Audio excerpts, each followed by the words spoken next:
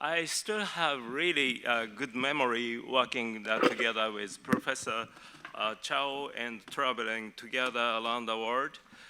When he was serving as a governing board member of WEO, I was serving as a chairman of research committee, and also I worked together with him for APDW meeting as a council member for many years. It's a really great honor to have a chance to give a lecture and the memory of Professor William Chao today. Well, I would like to talk about the concept of the water pressure method and what we can do by using the water pressure method even for difficult ESD cases. This is my COI to disclose. Well, as everybody knows, ESD is a wonderful technique which we can remove relatively large or challenging lesions. However, ESD is very sometimes challenging and also time-consuming. And especially in the duodenum, it's very, very difficult because of the tortuous structure of duodenum. And of course, we cannot create enough submucosal fluid cushion because injected the solution easily spread it along the Kilkring's hold. And the duodenal wall is extremely thin. That's why we easily make perforation during the procedure. And even after successful resection, sometimes serious complication occurs because of the presence of pancreatic juice. In order to overcome a difficult situation for doing ESD in the duodenum, I developed the water pressure method. In this technique, we usually use ST food from Fuji, which is tapered conical shaped cap, and immerse the entire lumen with normal saline. And right after making mucosal incision, I usually use the active pressure of normal saline through the endoscope. Then we can easily open the submucosal space. This is the great merit of the water pressure method because we can easily visualize the dissection plane. Now I'm irrigating normal saline to the flushing to the incision line, then visualize the blue submucosal layer, then following submucosal dissection becomes relatively easy and safe. And even after making some sort of smooth dissection, water irrigation make it much easier and safer. This is third time dissection. By doing this way, we can easily open the submucosal space even in the duodenum. This is one of the challenging cases in the duodenum. As you can see on the left side, there was a huge superficial region just beside the major papilla. So in this particular case, endoscopic resection usually becomes quite challenging. Actually, this patient was referred to surgery, but our surgical colleague asked me to do endoscopic resection. And of course, I did ESD using the water pressure method. I could easily open submucosal space by using active hydrodynamic pressure to open the submucosal space. And resected specimen was around 7 centimeter size, the big mucosal cancer, but it took less than 1.5 hours. And of course, we should completely close the large mucosal defect to avoid serious complication after complete resection of the tumor. Of course, I used the string clip suturing method and completely closed the large mucosal defect by preserving the major papilla, and the clinical course was quite fantastic. For doing this procedure, we need two different water irrigation pumps. One is for water irrigation through the endoscope, and the other one is for the knife injection. Therefore, we usually prepare two different water irrigation pumps. And it is necessary to keep the large-sized normal saline bottle in a constant temperature storage. We usually keep it around 39 degrees to avoid the hypothermia during the long-lasting ESD procedure. Oh, by the way, I got a referred patient from Brazil asking me to do endoscopic resection. But unfortunately, it was quite large and including major papilla. And taken biopsy revealed high-grade adenoma. What will you do in this situation? Probably many of you send this patient to surgery, which is Whipple surgery, because it's already including major papilla and extending nearly 80% of the circumference. And I guess some of the European doctors try to remove this kind of big lesion by piecemeal fashion. But for myself, ESD including papilla, we call SDIP, is one of the options. Because by using the water pressure method, we can easily open the submucosal space and visualize the basement of the major papilla. Then we can cut through the sphincter's muscle. Then, of course, we can achieve complete margin-free resection. I would like to show you actual video clip of this case. It was really big lesion, including major papilla. Now you can see the little bit reddish major papilla. This is retroflex view. And again, pulling back endoscope and spray the indigo carmine. It was a really big lesion. And I started my procedure at the anal side first in order to make sure the endpoint of the submucosal dissection. I usually inject a relatively large amount of glycerol solution, which is consisted of 10% glycerin, 5% fructose, and 0.9% sodium chloride.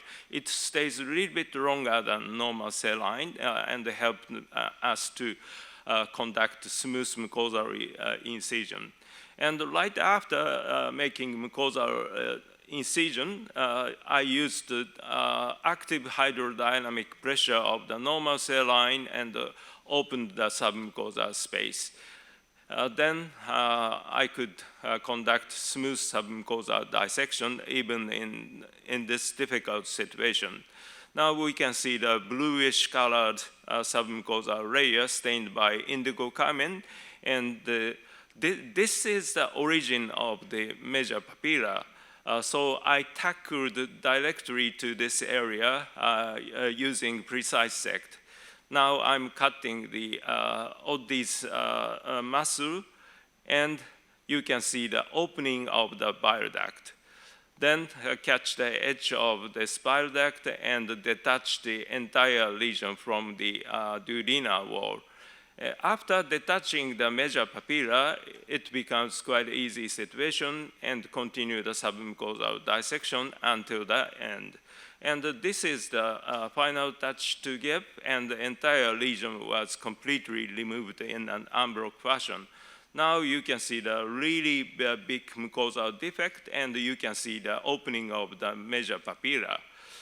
Because of the large resection bed, I decided to suture part of the mucosal defect to avoid the stricture formation after complete resection of this big tumor.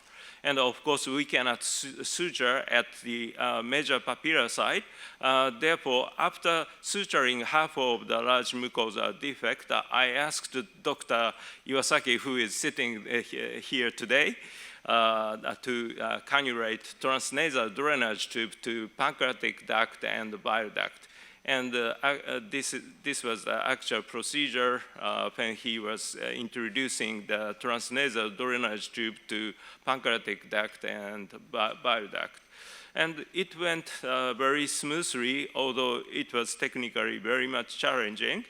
The resected specimen was quite big. It was nearly 40 centimeters in the greatest diameter. And you can see the major papilla at the central part of this resected specimen. And histopathological evaluation revealed that this was well-differentiated adenocarcinoma, but fortunately, it was confined within the mucosal layer, and there was no vascular infiltration. Although the lateral margin was unclear at the major papilla side, it was slightly embedded to the bile duct, but fortunately, there was no recurrence up to now, although we followed more than 3 years. So we avoided unnecessary Whipple surgery in this particular case. As I mentioned, we developed a water pressure method for the purpose of doing safe and reliable duodenal ESD, but currently we are applying this technique not only for the duodenal region, but also any other difficult cases throughout the GI tract. This is one of the examples, which was the recurrent region after chemoradiotherapy for the hypopharyngeal advanced cancer. You can see the small recurrent lesion, and of course, we sprayed indigo iodine solution to visualize the recurrent lesion and conducted the ESD by using the water pressure method.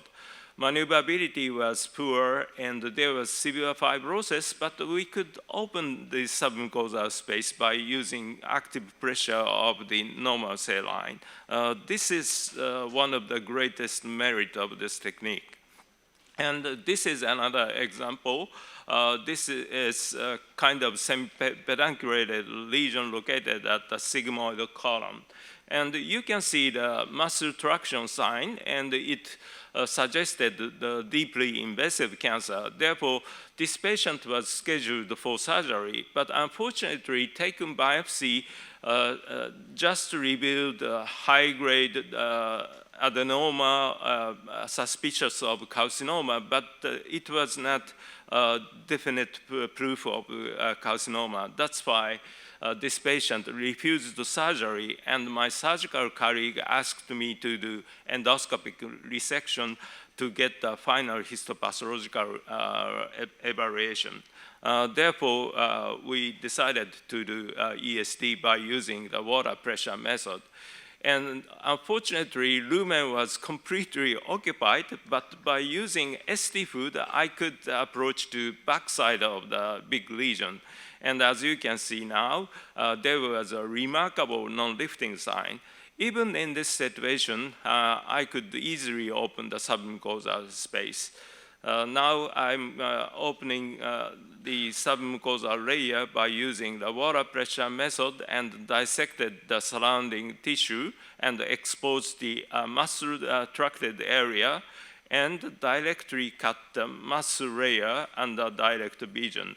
The water pressure method is quite effective because we can open the narrow space by using active pressure of the normal cell line, and it gives us very clear vision because we can avoid the light reflection, and also with the slight magnification effect underwater condition, we can clearly see the dissection plane. Then carefully dissected the remaining fibrotic tissue. Now all the muscle retracted area completely detached from the colonic wall.